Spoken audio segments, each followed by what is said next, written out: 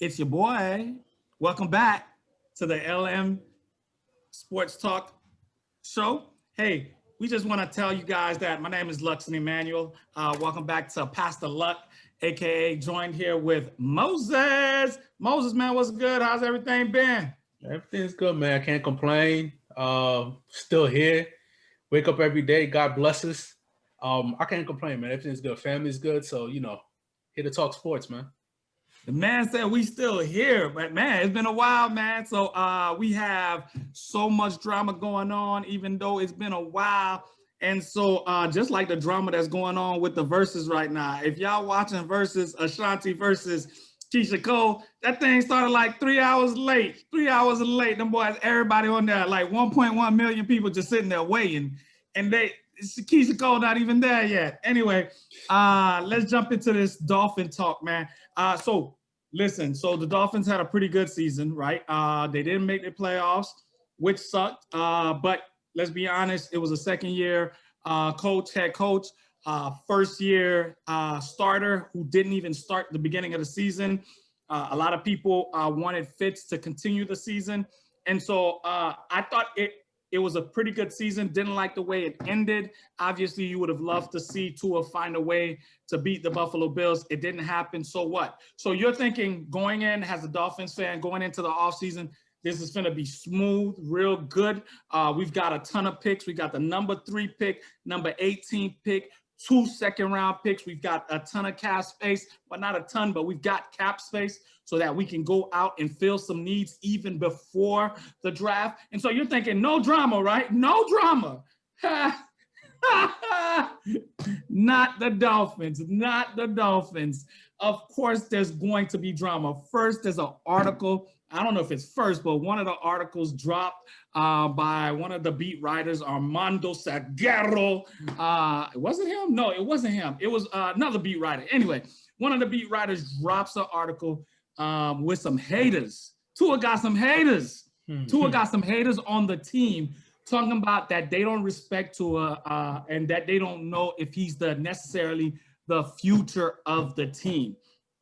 All right, and so that's drama already. The OC supposedly gets fired, but then doesn't get fired. So ESPN actually reports that the offensive coordinator has been fired, and then out of nowhere, it's like, no, the offensive coordinator wasn't fired. And then the very next day, the offensive coordinator resigns. The team parts way. So it's crazy. And then the big bombshell, what we're going to talk about all day, every day, right about now, is the big factor that Deshaun Watson, yes, Deshaun Watson, the playmaker, Deshaun Watson, that the 3-time Pro Bowl Deshaun Watson. Yes, Deshaun Watson himself has said that he wants out of Houston and he wants to be not in LA, not in Denver, not in Chicago. He wants to be in Miami, right? He likes the fact that there's no state income tax, but I believe Texas doesn't have state income tax either. So I don't know, whatever. He likes the fact that we have a black head coach with a black GM. So that's going good for us right now. And so it's an interesting drama. So let's kick it off right now. Let's get Moses in here. I just ranted and raved about all the drama that's been going on. So let's start off with the biggest drama of them all. What do you do if you're the Dolphins? If you're the Dolphins, are you trading to go get Deshaun Watson? All right. First of all, before we go there, there's 2 things that you could do. The way the season ended, of course, 10-6, right? 10-6.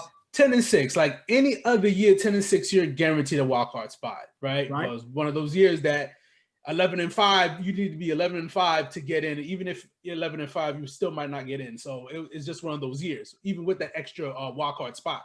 Right. Yeah, I did good. Very good. Second year, I remember last year, beginning of last year, everybody know last season, Flores was shipping everybody out. You go ahead and trade Minka to the Steelers. You get the first round pick. Like, bro, if you're not buying into what he's doing, he's shipping you out. It's like, oh, what is he doing? Oh, they're gonna be bad. But then at the end of the year, they started fighting for the coach. They played hard, won a couple of games, and they could see the turnaround. This year, it was just a continuation of that.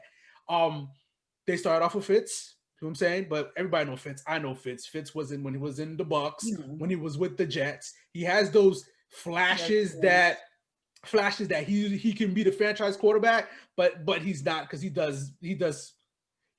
makes mistakes, right? That it costs you a game, costs you a season, costs you a chance to go to the playoffs. That's what he does. Right. He's a very good backup and mentor to a young guy. So that's fine. When they rolled with Tua, say this is our quarterback, let's go ahead and put him in the fire. Go ahead, straight up, try to get us to the playoff because we have a very good enough defense. I'm like, perfect. You know what I'm saying? Throw him in there, bring him along, but make sure every single week you maybe add a little bit more to his plate so he can have a whole grasp of the offense, so he could go ahead and tackle every situation that he possibly can as a young quarterback. That's not the case. They kind of panicked because it was like, we need to make the playoffs. We're doing good. We don't want to waste the performance of our defense. So let's go ahead and if Tua is not doing too good, let's go ahead and put Fitz in there and let him do his thing so we can get that win. And like I said earlier in the season when I was talking to you, I'm like, Tua, taking Tua out of the game like that and not letting him finish and grow is going to kind of stunt his growth, and he's not going to have that he's not going to have that experience to recall back to when he's in that kind of situation again. And lo and behold, the last game of the season, he struggled. They needed that game to go to the playoffs. They get blowed out. It was a blowout, right? Yeah, it was by 30 points. Yeah, it was 20. It was 56 to 26. Exactly. It was a blowout. Tua didn't play good, and everybody's confidence had. Bro, right. Halfway he started. No OTAs, no offseason. Everybody already went through all this, all the situations, all the scenarios that whatever happened, right? Get this man into OTAs, get this man into training camp, offseason program, hit the weight rooms. He was hurt his last year in college. He was not supposed to play this year. Technically, he was not supposed to play this year, but he played anyways. Now you can go ahead and do that. Get him the experience that he needs, the training. Let him take the training wheels off of him and let him run the offense, dude. And so if he knows it, he practices it, he studies it, you let him go into whatever situation you're in, you just take the training wheels off, let him do his thing, right? And that's how you find out if that's your franchise quarterback or not, right? So you can do that. The other thing you could do is trade for Deshaun. That should be a little bit easier. I mean, but that's the question. That's the question. Are you taking the gamble and going into next season with Tua as the starter, no matter what, or are you taking the gamble and trading away your pieces and going in with a Deshaun Watson?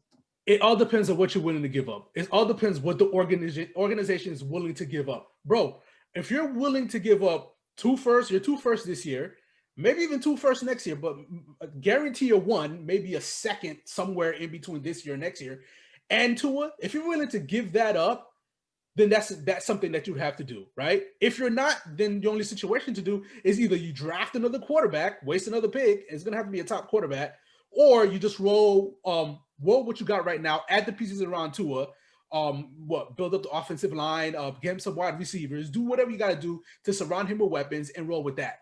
If it was me, Deshaun is proven, dude, right? It's gonna take, you have very good picks. You have 2 very good picks this year, and you got 2 picks next year, right? You got 2 first rounds. No, 1 next year. You got one for okay, yeah. Just if you give that up and give Tua, you can always, because Miami's already an attractive spot. You can attract free agents. You can attract what Kenny Galladay is might be a free agent, right? Robinson might be a free agent. You can attract those type of people, and once they see Watson is the quarterback of your team, they will line up to play in Miami. So you can go ahead and do that. I would, because Watson's proven. He's proven. You have a good defense. You get a offensive coordinator or a system that plays to his strengths. Bro, this guy's the limit. Miami is an 11, 12 win team year in, year out. Okay, here's some things that the everyone's been talking about all over the place, right? So this morning on Get Up, one of the NFL beat writers, he said that to start off, the bottom floor is that you're going to need at least 3 first-round picks plus a premium player. So on the Dolphins, that's meaning word on the street is that Houston doesn't want Tua, actually, right? They actually don't want Tua, even though early on, that's what everyone was linking in the trade. So you're going to have to give up at the bottom. This is a minimum, 3 first-round picks and a premium player. So most likely, if they don't want Tua, then it's Xavier Howard. Yeah. All right. So that's what they're throwing out there. Now, that's the bottom, because obviously I texted you earlier. I told you that the Jets are in competition with this thing, right? I actually made the comment yesterday when I saw Phillip Rivers decide that he wanted to retire, that I thought the Colts would be an actually great landing spot for Deshaun Watson. Oh, well, I'll come back to that. All right. I heard also today when I was driving, listening to Hawkman and Crowder, was it Hawkman and Crowder? I was listening to somewhere else, actually, that they talked about how Chicago might be a landing spot for him. Like, there's a ton of teams out there. And so 3 first-round picks, including Xavier Howard, what do you think of that? Because you said it depends what you have to give up. Are you giving up 3 first-round picks for a top 5 NFL quarterback? Yes. Okay, expand on that. Okay, so yes. what you're saying is it's easier to find a top tier corner than it is to find a top tier quarterback. Much easier to find. You can see how many you see the Dolphins ever since Marino. How long have y'all been looking for a quarterback? I mean, every team you're always looking. You need that. You need that, not just a franchise quarterback. I don't believe in just having franchise quarterbacks. Hence why I didn't like Ryan Tannehill. I actually think he's a franchise quarterback, but he's not an elite quarterback. You need an elite quarterback that's going to be able to beat Pat Mahomes on a consistent basis. If you can't beat Pat Mahomes, don't talk to me. You know what I mean? Go sit on the sideline, be a franchise. You're going to get paid franchise money, but you're not an elite quarterback. And that's Watson, dude. Watson is an elite quarterback. Bro, I remember when you were telling me, when we were talking before, and you were telling me about, like, okay, how come when Fitz come in the game, all of a sudden his receivers are catching the ball, and when Tua got in the game, he's not. Well, it can be Fitz might make his players a little bit better. You know, do you think Watson can be in a higher level than that? Watson can make the players that's already on the team better because he makes everybody else around him better because he's an elite quarterback. Tua, you don't know that yet because he's young. You don't know that. But Watson can make whatever pieces you have on the Dolphins receiving core right now, he can make them better. So I believe Watson is more valuable than a top tier corner because I think year in, year out, you're gonna get what you're gonna know what you're gonna get out of Watson. Xavier Howard might fall off next year. You just don't know. You can't. So that's a no-brainer. I would do it because Watson's going to be there for the next 10 years. Here's the thing though. Because you said something about the cap space. Watson carries a huge cap number, right? I think he's getting paid $40 million a year, something ridiculous like that. All right. And apparently that kicks in this coming season. That's what? The cap hit, his salary, it kicks in this coming season. Next season's coming in. And on top of that, so he hits a huge cap space. So the honest truth is, if you decide to go that route and take a Deshaun Watson and then you're trading away your picks, you're really in essence saying, am I willing to go in the foxhole to war with the skill players that I have? So you're literally saying Gaskins at running back, Devontae Parker at receiver, Albert Wilson will be back next offseason. You've got Jakeem Grant on the other side. You're literally saying you're going to take those set of skill players that I feel that all 6 need to be gone. You're in essence saying we're going to bring in Deshaun Watson and we're going to allow him to play behind those same players, because it's going to be very hard moving forward to bring in any help for him unless it's through the draft, obviously. And you won't have any first round picks for several years because you're giving them up. And so are you willing? So I guess the question that I have now, I'm gonna throw back to you before I give what I feel is, do you feel that Deshaun Watson, if you put him on the Dolphins right now with no change, no added pieces, right, behind that offensive line with those skill position players, is that a playoff team? Does that team find a way to get 11 wins? Yes, I think so. Oh, so you feel like... I think like, they got what, 10 wins? They got 10 wins this year with lesser play at quarterback, that I believe. He's just gonna elevate them that much better. I'm pretty sure. I don't know the cap space or how it's gonna be for you guys next year. It's not bad. It's not bad. It's not bad. So apparently you can afford maybe like one top tier wide receiver, maybe some offensive line help. I think they would. I think they would find a way to fudge the numbers. And yeah, and to tell you the truth, I'm pretty sure you could get Le'Veon Bell. You could get Le'Veon Bell for not that expensive next year. You know what I'm saying? And I'm pretty sure he can add towards that team, making a better team. So I believe with the situation that y'all in right now, I think it'll be perfect if you took a chance with doing that trade and getting Watson if he's available to you guys. I think it'll be a perfect match. Let me jump in and ask you this. Okay, so then let's survey the league. All right. I actually before I tell you what I think about Deshaun Watson and things of that nature, I actually want to talk about other teams that should be in top contention for Deshaun Watson, right? So I mentioned the Colts. The Colts has a top 5 defense. They have an offensive line that's very good. They just lost one of their offensive player, but they'll be able to draft someone to replace him. Their skill sets are solid.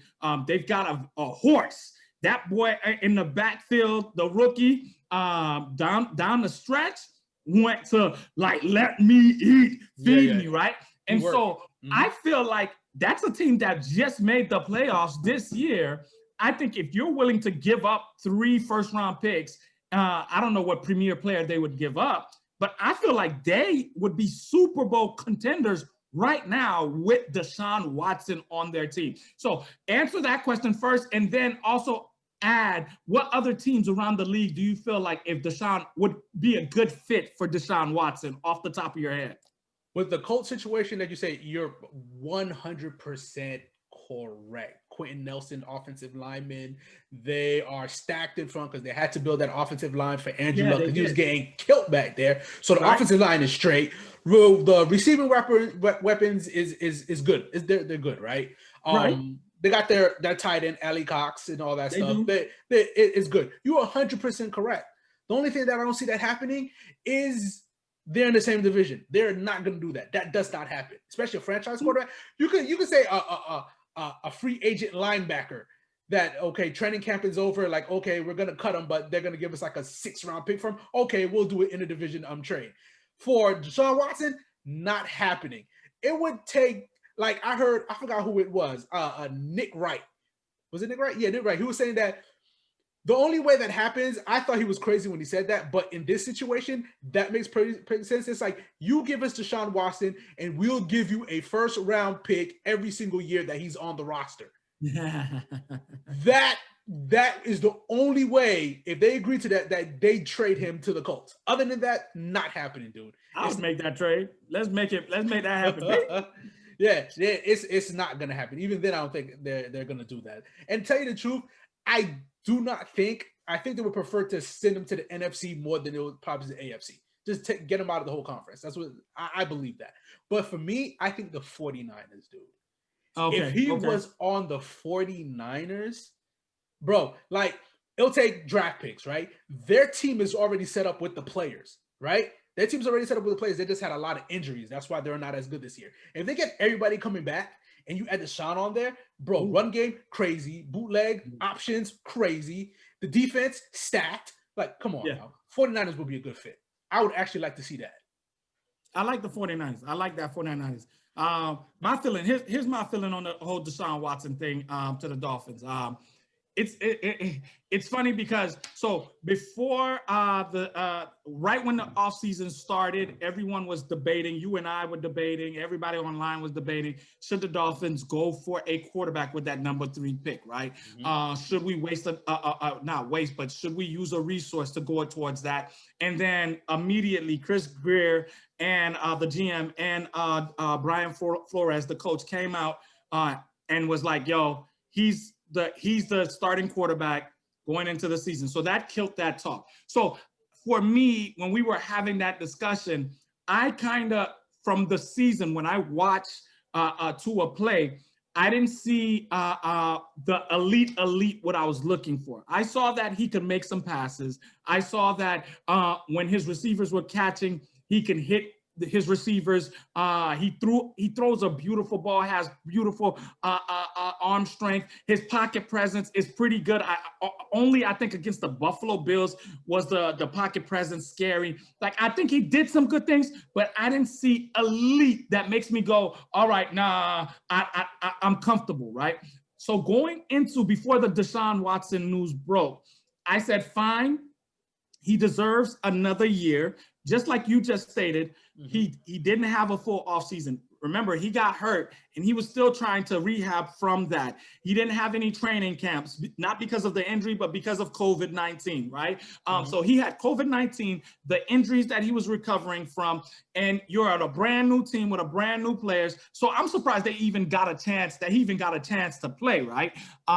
And so, yes, I didn't see the elite. There are some things that I was worried about, but yet I still think that he deserved another chance, right? Then the Deshaun Watson news broke, and I was like, Deshaun versus Tua. Ooh. The problem for me is that we did all this so that we could put ourselves in a position so that we can have all the capital, the draft capital, the cap space to do and build a team around a quarterback. What you would, in essence, be doing by trading away for Deshaun Watson is you'd be taking all that you just did, you'd be just throwing it away, right? You giving up all you're giving up all your cap space. You're giving up all your draft picks. But the question that keeps popping in my head, he's an elite quarterback. We know that.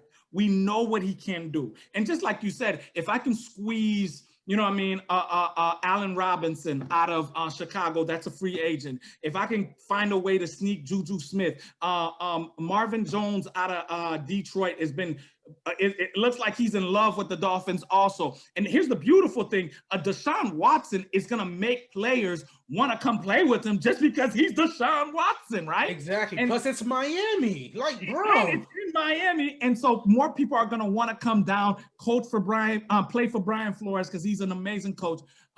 And so so it's like right now, even as I'm talking myself into it because I honestly didn't want to trade all the pieces for Deshaun Watson. I like the idea of taking a Devontae Smith and getting a Najee Harris at 18, a running back, put back there with Tua, going out, getting a free agent receiver to bring in with Tua, and complimenting him and giving him an opportunity to win. And so I do like that idea. So the honest truth, here we go, Dolphin fans. Here we go. We're going to end the show, right? We're going to end the show and I'm going to give Moses the last thought. Here we go. Either way, we sitting pretty. Let's get crunk. Listen to your boy. We out here looking good. Listen, either they trade the pieces away and we have an elite quarterback in Deshaun Watson ready to go. Fine with me. Let's go play ball. Or we keep Tua, and guess what happens? Tua will be surrounded with amazing players, amazing talent. They're going to go out there and get him an OC that fits him specifically. Boy, let's ball out of control. I think it's a win-win situation for us. I don't see how we can lose. And that just shows the genius of Chris Greer at GM. Them boys got a front office that's been doing work, and they did an amazing job. Moses, end us off, man. I'm just saying, you pretty much hit it all in the head, man. I'm telling you, you can go one way or the other. The only problem I see with that is that you have to surround him with all the pieces. But if you pass up on this, right? If it comes to you and you're like, all right, we're willing to do the trade, and you be like, nah, it's a little too rich for my blood. I'm not gonna do it. I'm just gonna roll with Tua. If Tua does not turn out to be who you think he is, or he just straight regresses, then you have a problem in your hands. You could have Watson, you know what I'm saying, with maybe the same pieces, but maybe not quite the same pieces, and you would be competing for the division and competing for a Super Bowl year in, year out. So I know some people are not sold on Tua, and you can be also, but you also have to give him time. And some people don't want to give all the draft capital, as you say, to go get a Deshaun Watson, but he's already proven.